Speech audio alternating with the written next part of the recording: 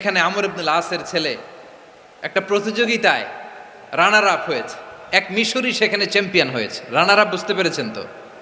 Runner up second হয়েছে, এক মিশরি হয়েছে চ্যাম্পিয়ন প্রথম। কিন্তু গভর্নরের ছেলে ও জিততে পারে নাই, ও রাগে ওই মিশরির গায়ের মধ্যে কয়েকটা লাঠি দিয়ে বাড়ি মেরেছে।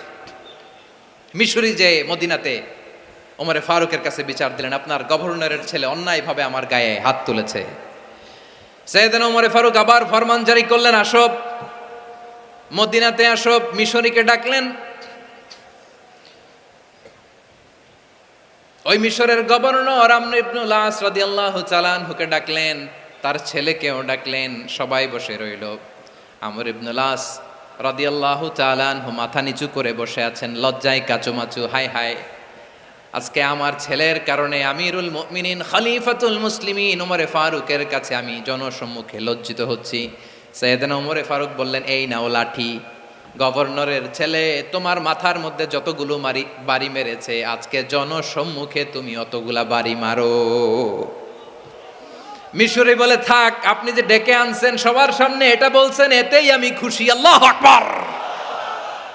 আপনার মহানুভবতা দেখে আমি খুশি, আর অপমানের দরকার নাই। ওমরে ফারুক বলে, না, খবরদার, এই কথা মিশরি তুমি বলো না, মারো, যতগুলা বাড়ি মেরেছে মারো। বাধ্য হয়ে মিশরি আমর ইবনুল আসের সামনে ওনার কলিজার টুকরা সন্তানের মাথার মধ্যে বাড়ি মারতে আরম্ভ করলেন। ঠিক যতগুলা বাড়ি গভর্নরের ছেলে আমর ইবনুল আসের ছেলে মিশরির গায়ে মেরেছিল, মাথায় মেরেছিল, মিশরি গুনে গুনে ততটা মারলেন। এই দৃশ্য দেখে ওমরে ফারুক রেগে মেগে আগুন, রাগের চোটে রাগ সামলাতে না পেরে, আর নিজেকে সামলাতে না পেরে মিশরীরে বললেন, ছেলেরে মারা শেষ হয়ে গেলে এবার বাবার টাক মাথার মধ্যে কয়েকটা বাড়ি মার। রাগের চোটে, আউট অফ অ্যাঙ্গার, রাগের চোটে, যে আমার পাঠানো গভর্নর আমর ইবনুল আস তার ছেলেকে কেন আদব তারবিয়া কেন শিক্ষা দিতে পারে না। ছেলেরে মারা হইলে এবার আমর ইবনুল আসের মাথার মধ্যে দুইটা মারো। এটা রাগে বলেছেন, এটা শাস্তি হিসেবে না। সুবহানাল্লাহ পড়ে। তোমরা আমাদেরকে সুশাসন শিখাও, আমাদেরকে সুশাসন শিখাও। বিশ্বনবী বলেন, আদল এটা যেন তেন বিষয় না, এটা দিয়েই মানবিক সমাজ গড়তে হবে। আল্লাহ তাআলা কিয়ামতের কঠিন ময়দানে, যেদিন স্বামী স্ত্রীকে চিনবে না, স্ত্রী স্বামীকে দেখে পালিয়ে যাবে, বন্ধু বন্ধুরে চিনবে না, পীর সাহেব মুরিদরে চিনবে না, মুরিদ পীর সাহেবরে চিনবে না, দলের কর্মী তার নেতারে চিনবে না, নেতা তার কর্মীরে চিনবে না, বন্ধু বন্ধুরে দেখে পালাবে। এই কঠিন মুহূর্তে সূর্যটা মাথার কাছে চলে আসবে, জমিনটা তামার জমিন হবে। আজকের জমিনের মতো নয়। মানুষ ঘর্মাক্ত, ক্লান্ত, শ্রান্ত মাথার মগজগুলো কানের ছিদ্র আর নাকের ছিদ্র দিয়ে বেয়ে বেয়ে পড়বে। বিশ্বনবী ফরমান, কিয়ামতের ওই কঠিন ময়দানে 7 শ্রেণীর ব্যক্তিকে রব্বুল আলামিন তার আরশের নিচে ছায়া দিবেন। তার মধ্যে প্রথম শ্রেণীর ব্যক্তি হলো ইমামুন আদিল। ইমামুন আদিল, ন্যায়পরায়ণ শাসক, যে ইনসাফের সাথে বিচার করে, যে জাস্টিস সমাজে সার্ভ করে, যে সুশাসন নিশ্চিত করে, ওই ইমামুন আদিল। আদিল শব্দটা বুঝছেন না? ইন্নাল্লাহা ইয়া'মুরু বিল আদল, পাইছেন? আদিল। 7 শ্রেণীর ব্যক্তিকে আল্লাহ তাআলা সুশীতল আরশের নিচে ছায়া দিবেন, যেদিন তার দেয়া ছায়া ছাড়া কোনো ছায়া থাকবে না। এর প্রথম হচ্ছে ইমামুন আদিল, ন্যায়পরায়ণ শাসক। চিল্লায় বলেন সুবহানাল্লাহ। আবার বিশ্বনবী বললেন, ইন্নাল মুকসিতিনা ইনদাল্লাহি আলা মানাবিরা মিন নূর আন ইয়ামিনির রহমান। কিয়ামতের দিন যারা ন্যায়পরায়ণ হিসেবে আল্লাহর সামনে দাঁড়াবে, কিয়ামতের দিন রব্বুল আলামিন তার আরশের ডান দিকে ওই ন্যায়পরায়ণ লোকদের জন্য আরশের ডান দিকে একটা নূরের মিম্বারে তাদেরকে বসার সুযোগ করে দিবে। আল্লাহর আরশের ডান দিকে ন্যায়পরায়ণ লোকদের জন্য আল্লাহ তাআলা নূরের মিম্বার বানাবে। 4টে কেন কথা মনে করেছেন? আল আদাল, জাস্টিস। ইন্নাল্লাহা ইয়া'মুরু বিল আদল। আল্লাহ তাআলা এই আদালতের নির্দেশনা দেয়, সুবিচার, সুশাসন। প্রিয় ভাইয়েরা, এটা আমরা বাংলাদেশে চাই কি চাই না? এই যে অরাজকতা, এই যে অন্যায়, এই যে জুলুম, এই যে ইনকনসিস্টেন্সি, সমাজের অসঙ্গতির প্রধান কারণ জাস্টিস নাই, সুবিচার নাই, সুশাসন নাই। শেষবারের মতো আওয়াজ করে বলেন তো, আমরা বাংলাদেশে আদল চাই কি চাই না? তাহলে প্রথম নির্দেশনা শেষ। আল্লাহ তাআলা তোমাদেরকে আদলের আদেশ দেন। এরপরে আল্লাহ বললেন, আমি তোমাদেরকে ইহসানের আদেশ দেই। ইন্নাল্লাহা ইয়া'মুরু বিল আদলি ওয়াল ইহসান। আমি তোমাদেরকে যেমনি আদলের নির্দেশনা দেই, তেমনি ভাবে তোমাদেরকে ইহসানের নির্দেশনা দেই। ইহসান, আওয়াজ করে সবাই বলেন তো ইহসান। সবাই বলেননি, সবাই বললে এতটুকু আওয়াজ হবে আমি বিশ্বাস করি না। আওয়াজ করে বলুন আল ইহসান। ইহসান মানে কারো প্রতি সফট হার্টেড হওয়া, মহানুভব হওয়া, অনুগ্রহ পরায়ণ হওয়া, অনুগ্রহশীল হওয়া, একে অপরের প্রতি দয়াদ্র হওয়া। একে অপরের প্রতি দয়াদ্র অনুগ্রহশীল হওয়া ছাড়া মানবিক সমাজ কশিনকালেও গঠন করা সম্ভব না। প্রিয় ভাইয়েরা, সুন্দর আচরণ দিয়ে, ইহসান দিয়ে যা জয় করা যায়, নরম আচরণ দিয়ে যেটা অর্জন করা যায়, কঠোরতা দিয়ে সেটা পারা যায় না। বিষ্ণু ঈসা ইসলাম ইহসান দিয়ে, কোমল আচরণ দিয়ে, তার অনুগ্রহ দিয়ে তিনি অনেক কাফিরের হৃদয়কে জয় করে ফেলেছেন। সাইয়েদনা সুমামা ইবনে উসাল রাদিয়াল্লাহু তাআলা আনহুর কথা মনে পড়ে যায়।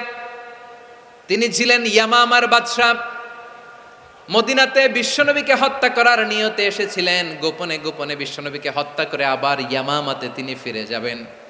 কিন্তু কি অবাক করা কাণ্ড, হত্যা করতে পারে নাই, সাহাবাদের হাতে তিনি ধরা পড়ে গেলেন। সাইয়েদনা সুমামা ইবনে উসাল রাদিয়াল্লাহু তাআলা আনহু হত্যার নিয়তে আসলেন, কিন্তু হত্যা করতে পারলেন না। সাহাবারা ওনাকে ধরে ফেললেন, ধরে মসজিদে নববীর পিলারের মধ্যে বেঁধে রাখলেন। সুমামা ইবনে উসাল, সিরাত থেকে শুনে, সিরাত থেকে শোনাচ্ছি, রাদিয়াল্লাহু তাআলা আনহু ইয়ামামার অধিপতি ছিলেন। ইয়ামামা বিশ্বনবীকে হত্যার জন্য আসছেন, ধরা পড়ে গেছেন, এখন মসজিদে নববীতে বেঁধে রাখছে, তার মানে বন্দী। এখন স্ট্যাটাস কি? বন্দী, ক্যাপটিভ। তো বিষ্ণু ঈসা ইসলাম সাহাবাদেরকে বললেন, তার খোঁজ খবর নিও, সুমামা ইবনে উসালের খোঁজ খবর নিও। সাহাবার বলেন, ইয়া রাসূলুল্লাহ, আপনাকে হত্যা করতে এসেছে, তার তো কঠিন ক্যাপিটাল পানিশমেন্ট হওয়া দরকার, কঠিন শাস্তি হওয়া দরকার। বিশ্বনবী বললেন, না, আমি যেটা জানি তোমরা সেটা জানো না, তোমরা সুমামার সাথে ভালো আচরণ করো। বিশ্বনবী সুমামার কাছে গেলেন। প্রথম দিন যে তিনি কালেমার দাওয়াত দিলেন, ইমানের দাওয়াত দিলেন, ইসলামের দাওয়াত দিলেন, রিসালাতের দাওয়াত দিলেন, আখিরাতের দাওয়াত দিলেন। পরের দিন যে বিশ্বনবী সালাতের দাওয়াত দিলেন, যাকাতের দাওয়াত দিলেন, ইসলাম কি, কিভাবে, কেমন করে পালন করতে হয় চমৎকার আর্টিকুলেট করতে শুরু করলেন। তন্ময় হয়ে সুমামা ইবনে উসাল রাদিয়াল্লাহু তাআলা আনহু বিশ্বনবীর কথাগুলো শুনতে আরম্ভ করলো। একদিন নয়, দুই দিন নয়, টানা 3 দিন বিশ্বনবী সুমামার কাছে ইসলামকে প্রেজেন্ট করেছেন, উপস্থাপন করেছেন। আওয়াজ করে বলেন, কয় দিন? 3 দিন। 3 দিন মসজিদে নববীতে বাঁধা। আর সাহাবীদেরকে বললেন, তার খোঁজ খবর নিও, তোমরা যে রুটি বানাও এর মধ্যে সবচেয়ে ভালো আটার রুটিটা তারে দিও, সবচেয়ে রিফাইন্ড খেজুর, যেটা পিওর খেজুর, এটা তারে দিও। আর বিশ্বনবী নিজের উট থেকে দুধ দহন করে ওনার বাড়ির এক কর্মচারীকে বলেছেন, দুধ দহন করে সুমামার জন্য নিয়ে যেও। সুবহানাল্লাহ পড়বেন না? সবাই তো অবাক, ইয়ামামা থেকে আসছে নবীকে হত্যা করতে, বিশ্বনবী দেখে তারে জামাই আদর করে, তাকে মজার মজার খাবার দিও, দুধ দিও, আদর আপ্যায়ন করো। একদিন নয়, 2 দিন নয়, টানা 3 দিন বিশ্বনবী এভাবে সুমামার কাছে যেয়ে ইসলামকে প্রেজেন্ট করতে আরম্ভ করলেন, ইসলামকে উপস্থাপন করতে শুরু করলেন। আর তাকে চমৎকার এন্টারটেইনমেন্ট, আপ্যায়ন দিতে আরম্ভ করলেন। টানা 3 দিন যখন ইসলামের দ্য বিউটিজ অফ ইসলাম, ইসলামের সুমহান বাণী, সৌন্দর্য তার কাছে উপস্থাপন শেষ, তাকে আপ্যায়ন শেষ, বিশ্বনবী বললেন সাহাবাদেরকে, যাও এবার সুমামার হাতের পায়ের রশি দুটো খুলে দাও। সাহাবারা বললেন, ইয়া রাসূলুল্লাহ, কি বলেন আপনি? ও তো হত্যাকারী, সুযোগ পায় নাই, আপনারে মারতে পারে নাই, ছেড়ে দিলে আবার ও আপনার উপর তলোয়ার নিয়ে ঝাঁপিয়ে পড়বে। নবী, এই সিদ্ধান্ত আপনি নিতে যাবেন না। বিশ্বনবী বললেন, যেটা বলেছি সেটা করো, সুমামার রশিগুলো ছেড়ে দাও, সুমামার হাতে পায়ের রশিগুলো যে তোমরা খুলে দাও। সাহাবারা তর্ক জুড়ে দিলেন, লা ইয়া রাসূলুল্লাহ, এমনটা করবেন না, তো ভয়ঙ্কর, ভয়ঙ্কর খুনি, কি জানি কি হয়ে যায়। বিশ্বনবী বললেন, না, তার হাতে পায়ের রশিগুলো খুলে দাও। সাহাবারা বিশ্বনবীর কথা মতো তার হাতে পায়ের রশিগুলো খুলে দিল। সুমামা মুহূর্তের মধ্যে মসজিদে নববী থেকে বের হয়ে ইয়ামামায় ফিরে না যে মসজিদে নববীর পাশে একটা খেজুর বাগান ছিল, সেখানে চলে গেলেন। সেখানে একটা ছোট্ট কুয়া ছিল, কুয়ার পানি দিয়ে তিনি গোসল করলেন। সুবহানাল্লাহ পড়েন। কুয়ার পানি দিয়ে গোসল করে মসজিদে নববীর সামনে এসে বিশ্বনবী এবং সাহাবাদের সামনে দাঁড়িয়ে সাব্বাবা উঁচু করে বললেন, আশহাদু আল্লা ইলাহা ইল্লাল্লাহ ওয়া আশহাদু আন্না মুহাম্মাদান আবদুহু ওয়া রাসূলুহু। আল্লাহু আকবার। আমি সাক্ষ্য দিচ্ছি আল্লাহ ছাড়া কোনো ইলাহ নাই, আর মুহাম্মদ আল্লাহ তাআলার প্রেরিত বান্দা এবং রাসূল। প্রিয় ভাইয়েরা, ইহসান দিয়ে যা জয় করা যায়, কঠোরতা দিয়ে সেটা কঠিনকালেও জয় করা যায় না। আওয়াজ করে বলেন ঠিক কি না? এবার সুমামা দাঁড়িয়ে বলে, ওগো নবী, আমি তো কালিমা পড়ে মুসলমান হয়ে গেলাম, এবার শোনেন, এই মুহূর্তের আগে আপনার চেহারার চাইতে নিকৃষ্ট কোনো চেহারা আমার কাছে ছিল না, কিন্তু শাহাদা পাঠ করার পরে আপনার চেহারার চাইতে উত্তম শ্রেষ্ঠ কোনো চেহারা আমার কাছে আর নাই। ও নবী, আজকের দিনের আগে ইসলাম ধর্মের চেয়ে নিকৃষ্ট অপছন্দনীয় কোনো ধর্ম আমার কাছে ছিল না, কিন্তু এই মুহূর্ত থেকে ইসলামের চেয়ে সেরা শ্রেষ্ঠ পছন্দনীয় কোনো ধর্ম আমার কাছে নাই। নবী গো, আজকের দিনের আগে মদিনার চাইতে অপছন্দনীয় নিকৃষ্ট কোনো শহর আমার কাছে ছিল না, কিন্তু এই মুহূর্তের পর থেকে মদিনার চাইতে কোনো শ্রেষ্ঠ শহর আমার জানা নাই। সে ছিল গমের বড় ডিলার, গম বেচতো। কি বেচতো?